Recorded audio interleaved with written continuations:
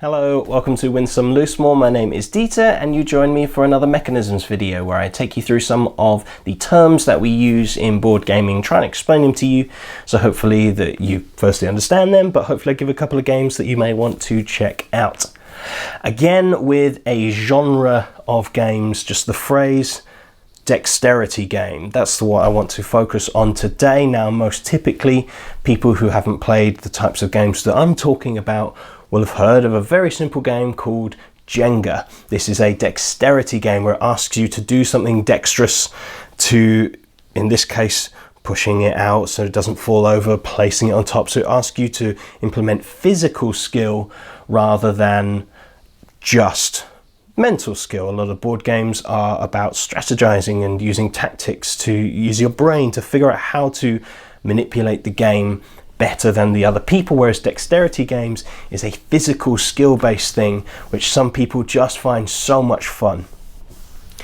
These fall into a few different categories. So Jenga falls into a stacking category. There are flicking games. There's a whole number of homemade flicking games. The amount of people that know how to play a game with a penny or a tuppence piece, just either shoving it across the board, flicking it through somebody else, making a goal, whatever it might be.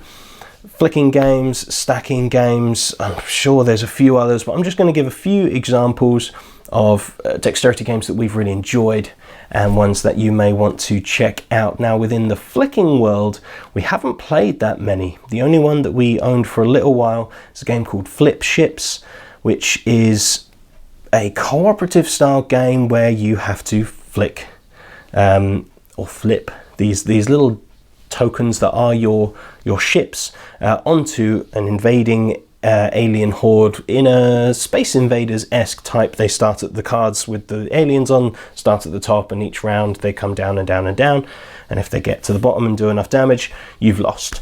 But you're just flicking your discs and you get more and more as you go through the game. So that was a nice simple bit of fun that we never quite got to introduced to as many people as we wanted to, and so it just the two of us, it didn't work as well, but do check that out. It's a good one. We have much more experience with the stacking world.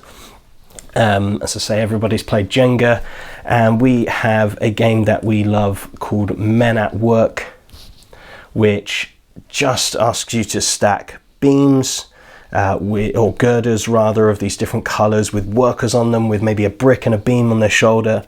And it's just a lot of silly fun where you're just flipping a card and it tells you want to put this type of piece onto this color girder, or this color girder just onto the arrangement. And so it's like the worst building site in the world that you could imagine. That's what you're constructing. And if something falls down, you lose one of your, they call them safety certificates, but lives essentially. And if you lose all of them, you're out. And so either somebody wins by everyone else being out, or if the thing that you've placed after the foreperson has shown up, then if the thing that you placed was the highest, then you get a Worker of the Month award. And if somebody gets a certain number of those, depending on the number of players, that's how you win that. And it's just a lot of fun. We've played this with such a wide age range of people that have just had a lot of fun with it.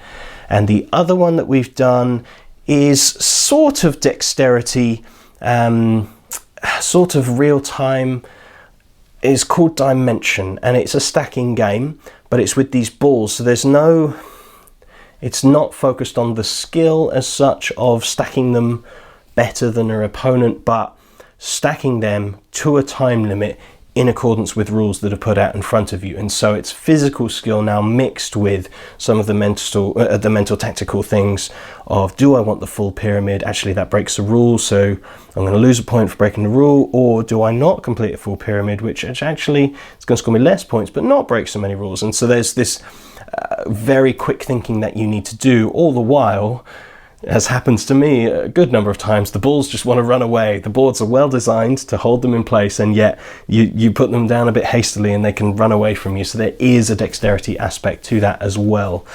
So those are just a couple of games that we have enjoyed. There are a lot of others. Would love to hear some particularly flicking games we don't know particularly well. I'd love to hear from you some examples of that you enjoy or that you've heard about, that would be good for us to try and hunt down.